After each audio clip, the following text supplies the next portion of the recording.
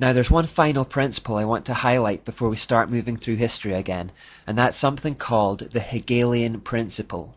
Named after philosopher George Hegel, it is one of the most important ideas behind Darwinism, and it can be summed up by the idea that life evolves to harmony through conflict. That's harmony through conflict. That in any given situation there is a light and dark, positive and negative that clash with one another to create a peaceful outcome, which is a mixture of the two. To put it another way, on one side you will have a thesis, and then directly opposed to it you'll have an antithesis. As the two come into conflict with one another, the inevitable result is a synthesis of the two. So very simply, thesis v antithesis leads to synthesis. Hegel was a pantheist who believed that you could see this happening in nature all the time. Freemasons and occultists everywhere believed that this basic principle could then be used to help bring about a singular one-world order. As I mentioned previously, one of the mottos of the Illuminati is "Order out of chaos."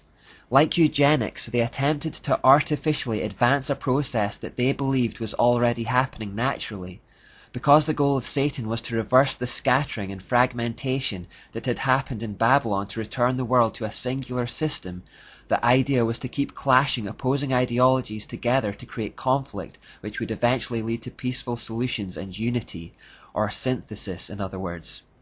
Do this over and over and over, and with the passing of time, all ideas would converge back into a single point.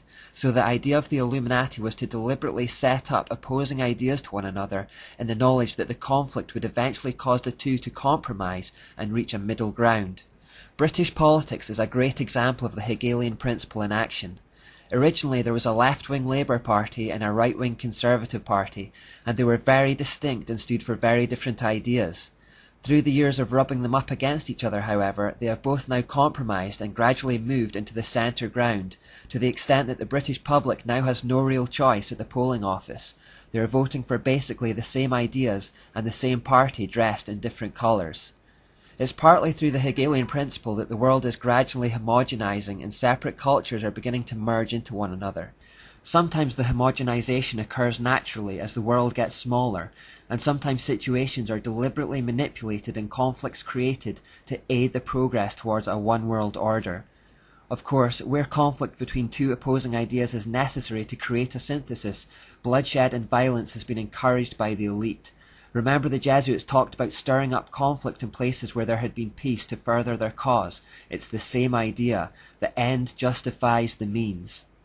From the conflict of World War I, for example, there came the League of Nations, which was a synthesis, an attempt to join countries together in unity for peace. Similarly, after the conflict of World War II, a synthesis was created afterwards in the United Nations, which exists to this day. We'll look at that more later.